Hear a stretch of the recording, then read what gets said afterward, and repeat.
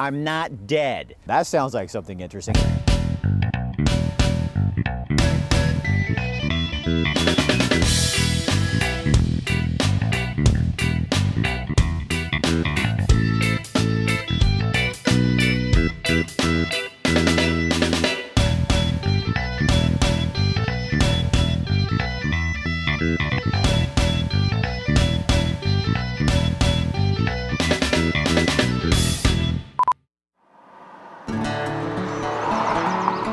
When you drive through Wallowa, the first town as you cross the county, no, this is rural Oregon. 800 people live in this town. Wallowa. Wallowa, you learn that when you first come here. Kathy Shoemaker is a newcomer, moved here from Lake Tahoe, bought the pizza/video store on Main Street. Don't get too close. A slower lifestyle. Lake Tahoe, a lot of tourists, busy all the time. Debbie Lind is also a newcomer. Oh, by the way, if you don't have a few generations connected to Wallowa County, you're a newcomer. It's jeans and boots and, you know, nothing real fancy. You don't have to have a tux.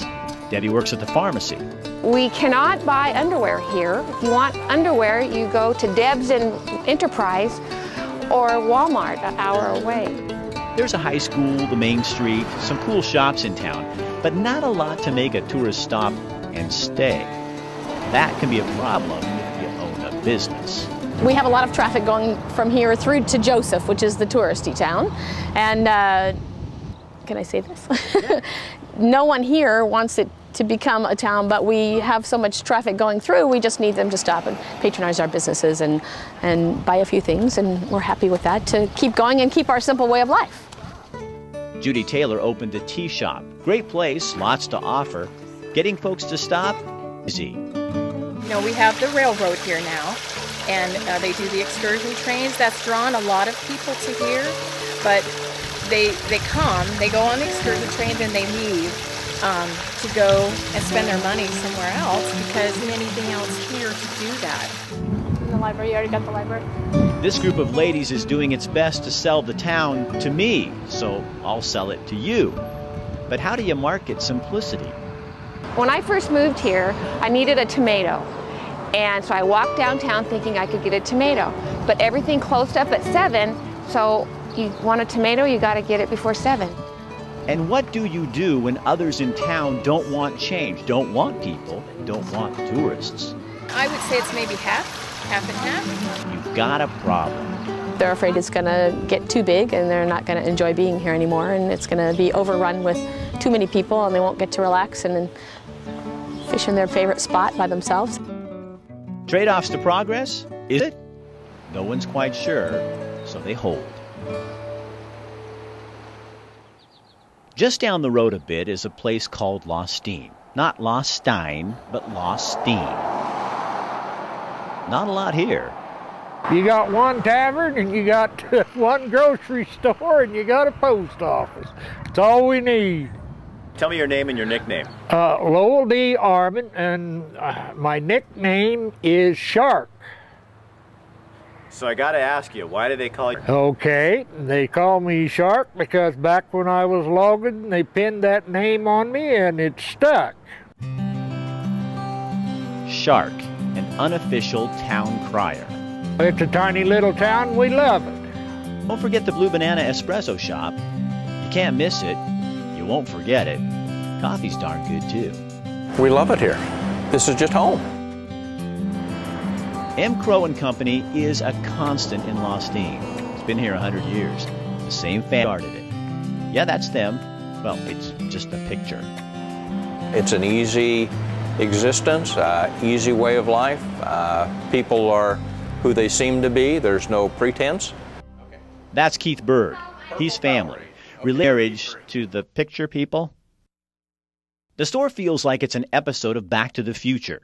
98, 94. I think I'll just give you 100 if that's okay. Political posters on the wall as if the race were still on. Empty seats around the store are filled in the morning. Guys talking about stuff. Don't need a guy like me in these parts. Everybody's a reporter here. Anybody that employs 20 or 30 people is a major employer around here. Locals can go 30 days without a nickel on them. Don't need it. The store doesn't take Visa, MasterCard, or debit, whatever that is. It's credit the old-fashioned way, on a ledger card. They're beginning to put in the services real soon here. There's a 10-acre subdivision that's going to have 10 5-acre parcels to it. And if we're going to have a boom, this is probably the big one. Bringing city folk in, not a popular arrangement in these parts. Growth? It's a big, scary word. Well, they try to bring their city ways with, and then they try to tell us how to live and what to do. Don't like it. In a place where a 14-year-old can still ride her horse through town and doesn't need a plastic bag to pick up the mess after the horse, city ways are a threatening option. All they see is asphalt. They don't know crap from wild honey, and they're just city folks. Can't say I'm crazy about them. Self-service goes out the door when too many people come to town. Lostine likes things just the way they are. A place where tractors parked on Main Street won't attract a look. Lostine. It's such a kind of a unique area that people just have to come see, but it's not on the way to anywhere. You can't get anywhere else from here without, you know, diving off in a canyon somewhere. And I've joked about it for a long time that the pavement kind of does stop here.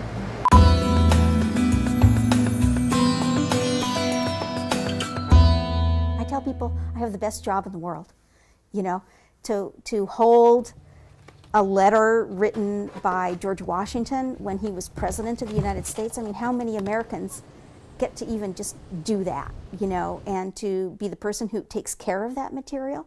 You know, it's a fabulous job. It's like all stored away in our stacks, you know. Yeah, just fabulous stuff. People could come in and use the Ken Kesey papers, the papers relating to Pacific Northwest literature, to learn about the migration of people from the Midwest to the West and the Oregon Territory in the 19th century in original Oregon Trail diaries. I mean, people can come here and sit down and use these original documents, you know. It's like we've got this treasure trove of material. They don't really know that they have the right to come here to use these collections, you know, and you don't even have to be affiliated with the university. Anybody could come and use these collections in special collections in university archives, yeah.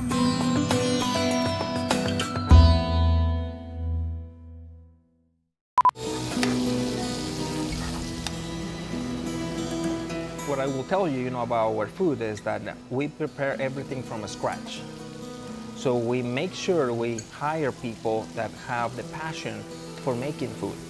That's one of the ingredients. The other one, we make sure that our recipes, they use the ingredients that we tell them to use. And before we put it into the market, we make sure we test, try it. What I love about this business is the people. I'm a people person, so I love to interact with people, and I love to make people feel good.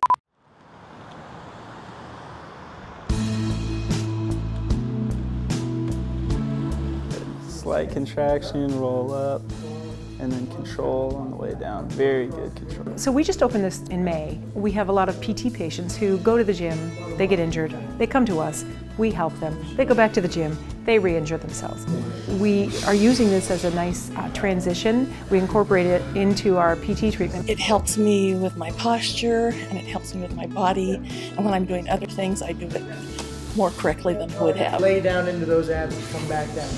People get hurt much, much less this way because they're doing things correctly, because they're being instructed very specifically how to do things correctly, engaging their core, using the best possible form they can with every movement. When people don't know how to use the machines correctly, even if they think they do, they're often using compensation patterns.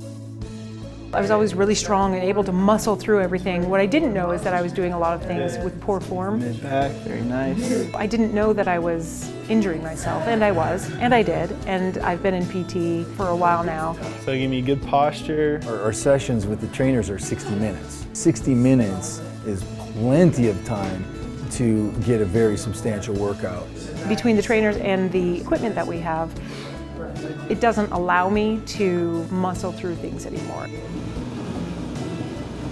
People come in and rehab from an injury and they go back to the gym and they don't know how to do things properly. Weight training build muscle. You also burn fat, lose weight, can help balance hormones. It's not just about being a high-level athlete. It's just about being a functional person from young age to middle age to older age. It improves your cardiovascular capacity and it improves your overall energy and your health. Being able to hike and being able to enjoy the kind of activities that you want to do throughout your life. Besides all of these awesome weights, we have Coraline equipment, and between the weight training and using those other pieces of equipment, it changes lives.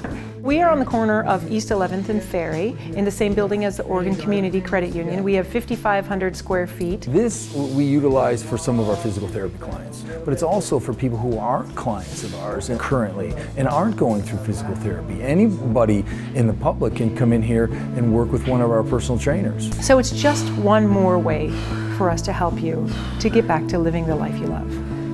Good job. Thanks.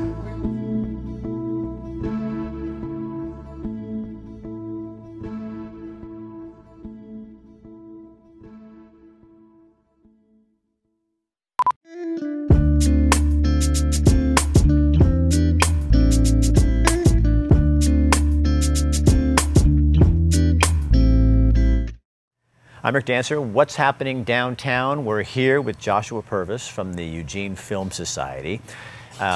So you've heard of TED Talks. Well, Eugene is going to have its own TAD Talks, which is kind of just a younger brother of TED, and much more urban and much more cool. Perhaps, yeah. So definitely TAD Talks, Technology and Arts Downtown. It's an attempt to examine how technology and the arts encourage economic development and community engagement in the downtown area. We're intending it to be sort of a quarterly social event series with art exhibition and a speaker series. The theme of the first TAD Talk is Downtown Eugene, a hub for millennials, how valuing creativity, community, and technology inform new ideas of work and play. It'll be here at Hi-Fi Music Hall on August 11th at 5:30 p.m. Very fortunate to be working with Technology Association of Oregon and Lane Workforce Partnership to be putting on this event. So what do you hope people get from this? Because it's not just for millennials, because people my age should come and listen and get some new ideas. You're going to offer people kind of some different ideas about how things work now, how to market to a millennial. Yes, absolutely. And really the kind of focus on millennials is the idea of a fresh and new vision for downtown Eugene. Certainly those who have been in the area have seen sort of a renaissance take off.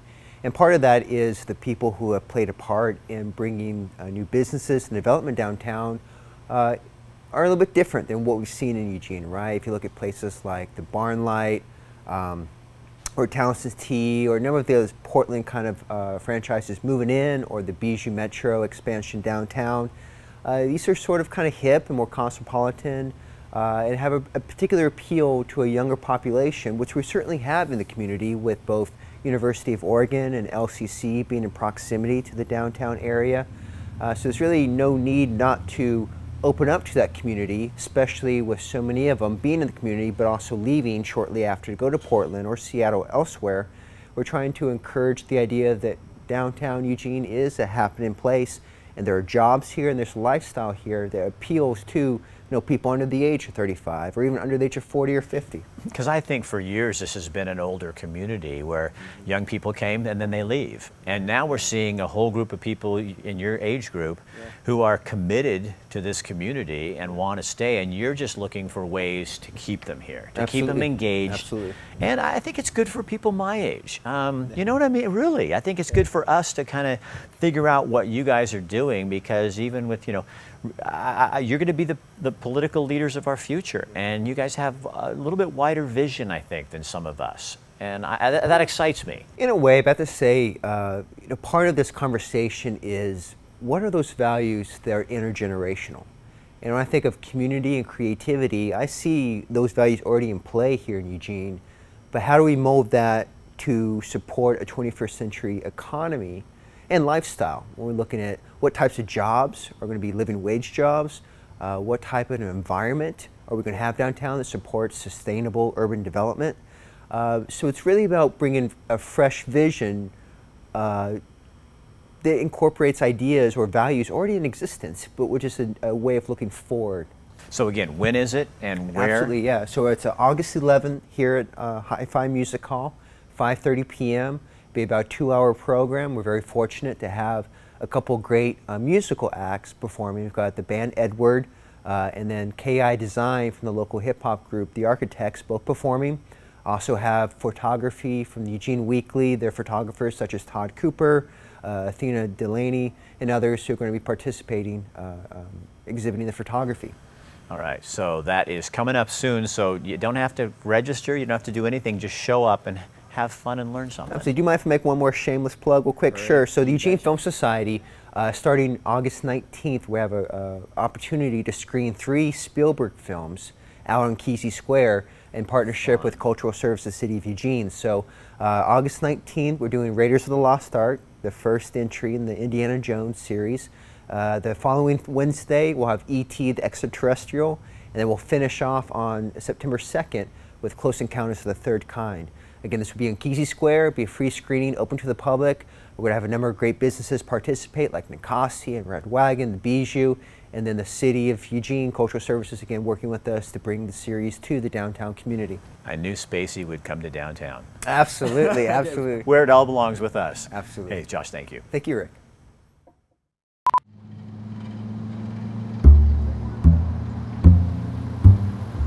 We're a little old country town. About 1,700 people. Everybody seems to know everybody else. You know everybody else's business, perhaps. Or perhaps not. The week of August 18, 2013, a kidnapping took place near Brownsville, Oregon. Missing? Aretha, a well-known community figure.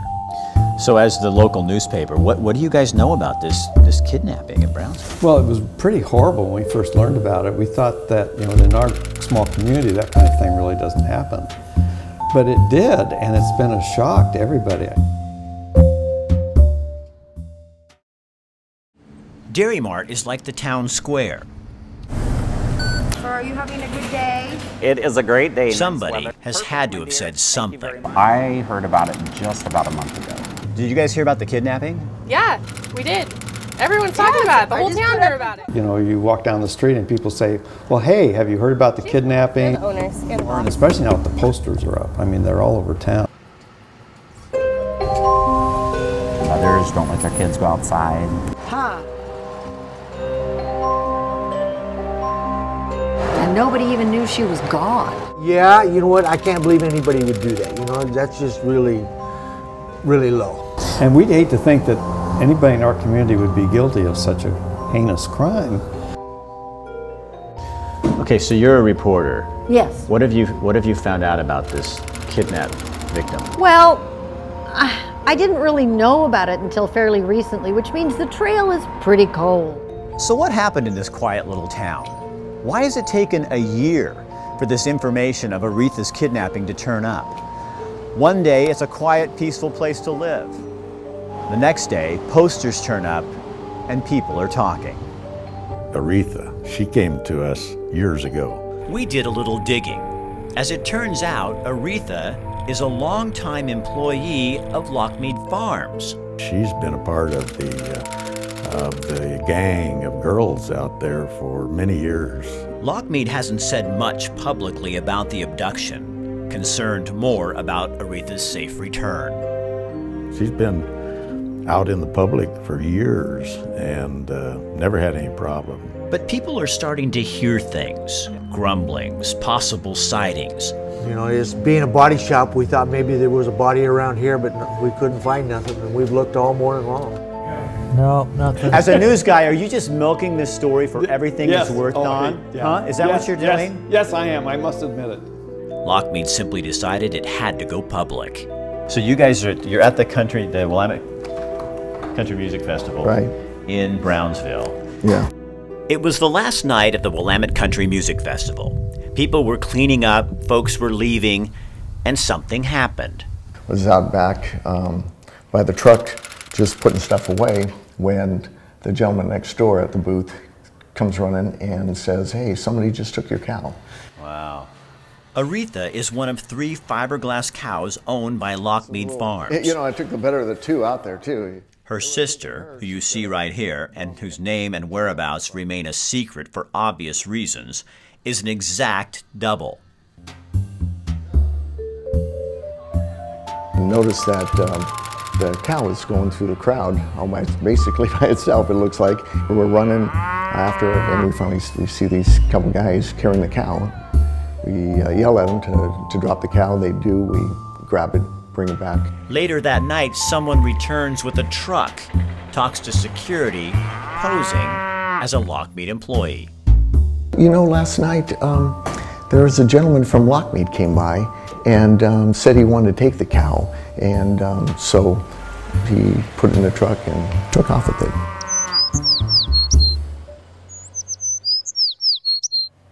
So, what does this mean to your family? Kurt's right here. In all seriousness, someone did take Aretha the fiberglass cow. Lockmead wants her back and is offering a reward for her return. No questions asked. I'm hoping our posters out there will do some good. Somebody had to see this. Oh, they had to have seen it. You know, you're leaving a lot of people had to have seen it. Right. We've set up a hotline to get your tips. You can call 541-991-8790 or findingaretha.eugenedailynews.com. We want to hear from you. We want her back. She's missed, and we would very much like to get her back.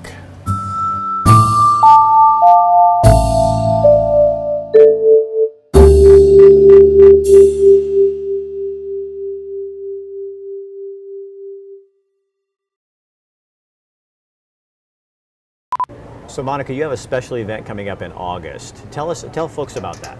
Right Able is celebrating their 20th anniversary. Wow. That's huge, and it's huge for any therapeutic program or horsemanship program to have been in business for 20 years. So we're excited about that. So August 22nd is our volunteer reunion. We have volunteers because of the university and the high schools that of course spend some time at the barn and then grow up and go away, and they're all excited to come back and see our new facility. So we have a reunion on August 22nd, and then on August 23rd we're going to have an open barn for the public to just come see the program, see the facility, do some demonstrations, and let people see what we're all about for our anniversary. Why is it so important that we provide this service to the different people in our community who see the world differently? Well, one of the big things is it's a social activity, but it's important because it helps them work on areas of their life that they can't normally work on, or they have to go to therapy, true therapy, or what people consider true therapy, to do. So they're learning independence, they're learning how to groom and tack their horse by themselves as much as possible, to teamwork. Them and the horse have to work as a team, to follow directions so that they can learn to ride with the horse. That the horse has a language and they have to learn that language. They can't teach it a different language. So there's a lot of things, social skills, life skills that they learn just interacting with the horse and coming to the barn. And for a lot of them, it's the only place they get treated like a person. They're not there because they have autism. They're not there because they live in a wheelchair. They're there because they're a person that wants to come ride a horse. And the horses have something that we can't figure out what it is. The horses have an intuition about each individual rider that I cannot explain. And it's not only is it great for our students, but it's great for all of our interns that come out that want to go into social work, to learn to read body language through the horses and see how the horses take time to learn their clients, and it encourages them to learn to know people for their future clients. It's pretty amazing. It's very amazing. So you can't replicate it in any other thing. That's why you don't stop, huh? 'Cause Yeah. this is hard. It's hard work, isn't it? It's hard, but at the end of the day, they go home feeling better than when they got to the barn, and that's all that matters. I had my first drink when I was 7 years old, and I sporadically used it until I was older and could get a constant supply. I had no future. I mean, all I was laying there is I was drinking until I passed out. I was drinking for oblivion. I didn't want to come to again. People can walk in when they are ready, and we're here. We're ready to get them plugged into the services that they do need. And it's not just about only substance abuse or mental health or primary care. We have all these services at one place, one location. I noticed it had elevated quite a bit by the time the end of the group. Here at the Rapid Access Center, we have primary medical care, we have behavioral health, mental health services, and we have substance abuse treatment along with case management and peer support. But really what I think that it boils down to for people is it gives them hope. They're given that little glimmer, that little piece that, you know what, maybe there is a different way of life and I can do this too. I ended up, by the grace of God, going through Willamette Family, through their detox and also their in-house patient. And as a result of a lot of help from the counselors there, the staff there, the nurse practitioner, and a therapist, I now stand here before you sober and happy. I believe I'm becoming the man that I was originally created to be. Hope is the big thing. I know it says health, wellness, and recovery, but if I could rewrite it, it would be hope, health, wellness, and recovery.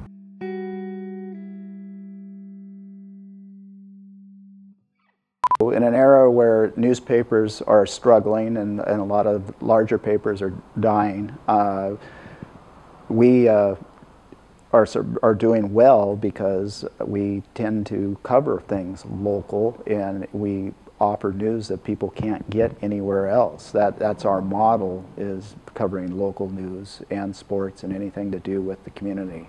Journalism and newspapers and other media sources is important because we have the training. Most of the people that I employ have gone to college and studied journalism, and so what we offer is a source of news that can be trusted. You know, it's in an era where everybody's trying to be the first to get the news out. We actually do some research and talk to the sources and get the story and all the details behind the story. Hannah, come on. My mom just called. I'm gonna stay with my friends. My mom's picking me up later. Fine. Who's that? Nothing. Is that him? It's nothing.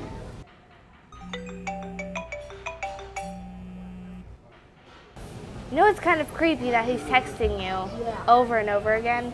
He knows it. He knows you're with us. Hannah, I'm really worried about you. I really think we should tell someone. Is it a phone or a leash? Hannah, I'm really worried about you. One last thing I want to remind you about is Rick Dancer Media Services. We do a lot of things, everything from social media to videos for YouTube, videos for our show, videos for your website. We can produce a show from your location. Give us a call. We're really reasonable and we want to get the message out and help you. And so give me a call. My phone number is right there on the screen, or go to my website, rickdancer.com or rickdancer.tv, and let me know what we can do for you, and let's chat. So I'll teach you how to do the head bobs.